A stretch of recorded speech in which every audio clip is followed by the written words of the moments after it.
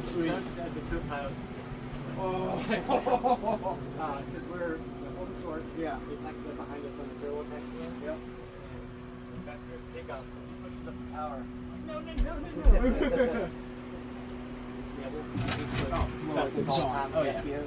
All right. How you doing, sir? Excellent. I'm Captain Logan Sisca from Wright-Patterson Air Force Base in Dayton, Ohio. I'm the aircraft commander for the C-17. It's really just an honor to be able to fly this aircraft and help with missions around the world. This jet is incredibly capable. If we can fit the cargo in the back, we'll take it. So, be it tanks, dolphins for the Navy SEALs, refugees from the Afghanistan evacuation, we're happy to transport it anywhere around the world. So, just dolphins? a very fulfilling job. Yeah, believe it or not, they have dolphins that sniff around bays and harbors to really? Look for mines. They're called mine-sweeping dolphins. All right. Yeah. And you said, what else did you said dolphins and tanks.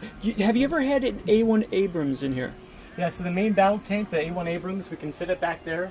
It requires every single tie-down device in the back of the jet, but our max payload weight is 164,900 pounds. Now, when so you can carry the tank. When I watch that, or when I see, if I ever seen something like that, I would ever think of the movie A-Team and how they threw it out the back of that one plane. Now, is it kind of like that, where they have like all these parachutes right on top of it holding it?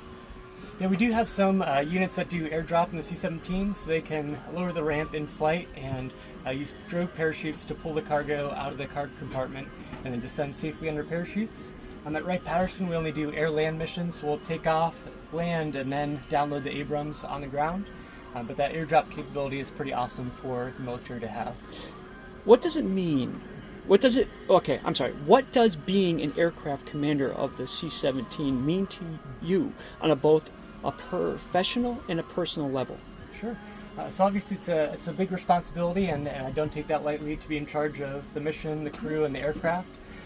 But it's been a lot of hard work to get here. 8 years ago I was flying Cessnas at this very airport, getting my pilot's license, and now I'm here. So to be able to professionally work towards that goal and use it for something good, it's really meaningful. Can you describe a mission that truly tested your leadership in the cockpit without non-declassification Sure. or whatever? Yeah, so 4 years ago to the day, we were involved with the Afghanistan evacuation.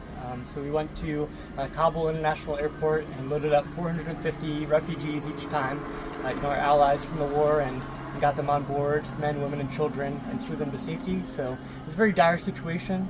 Really took a lot of effort amongst the entire military enterprise to secure the field with the Marines and Army providing security there. And then just us max performing the C-17 to make that happen.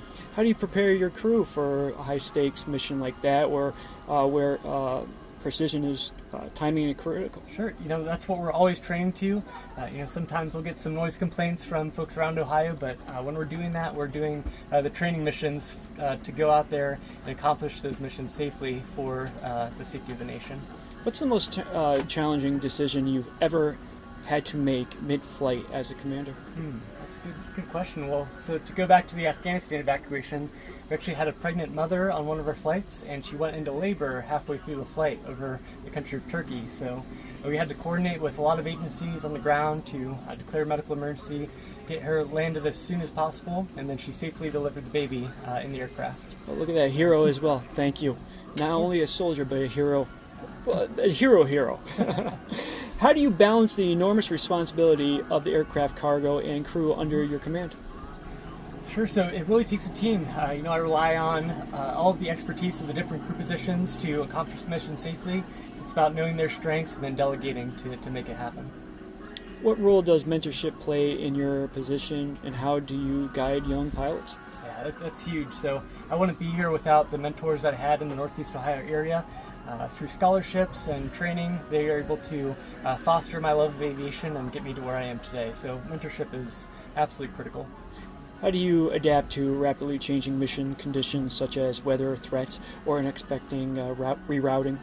Sure, so honestly it's just staying on top of everything. So having a good idea going into the mission, what types of threats we might face, so we can take the appropriate actions to mitigate those threats. And then as they pop up throughout the flight, we'll work as a crew to have a safe outcome. I got 3 more questions. That's okay. Can you walk us through what crew resource management looks like and practice on a C-17? Sure. So we have different crew positions here. So pilot, co-pilot, and loadmaster downstairs. And we all have our checklists that we're running and our expertise. So we're using that crew to work together to have a safe outcome to the mission. And everyone is always encouraged to speak up. So there's no hierarchy here in terms of rank. We're all equals here. So if anyone sees something that's going wrong, we speak up and then work together as a crew to resolve the situation. What's one leadership lesson from commanding a C-17 that you think applies beyond aviation? Sure. Honestly, I think it's just about knowing your people, knowing what's best for them, making those decisions, weighing out all the pros and cons, and doing what's best for the organization. Just a couple more questions. Looking ahead, what do you hope to contribute to the Air Force and future generations air crew as commander? Sure. We had so many young kids out at the air show this year. It was great to see them. So I hope to inspire those younger generations to pursue careers like this, so they can go out and help the global community, because there's a lot of good that can be done in the military. Well, how about this? Quick question here. Now, have you ever had to have a guy like this? You're the commander of the Chinook.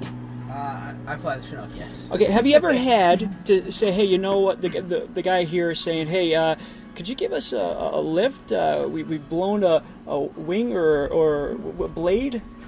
Sure, we certainly have that capability. Have that ever happened to you? Able to lift up vehicles like a Humvee. If it's disabled, they can sling load that. But to save the gas or the diesel, right? Have you ever had a lift from one of these C-17s? I personally have not. The only time that we really use that is whenever we're deploying overseas.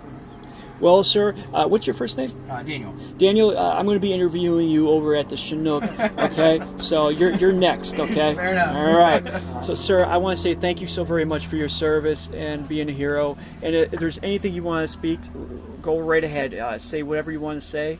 No, I'm honored to be here. Definitely come check out the Props and Pistons Festival in Akron, Ohio. Happens every August, and it's a fantastic experience. So thanks for having us. Well, thank you, sir, so very much for this.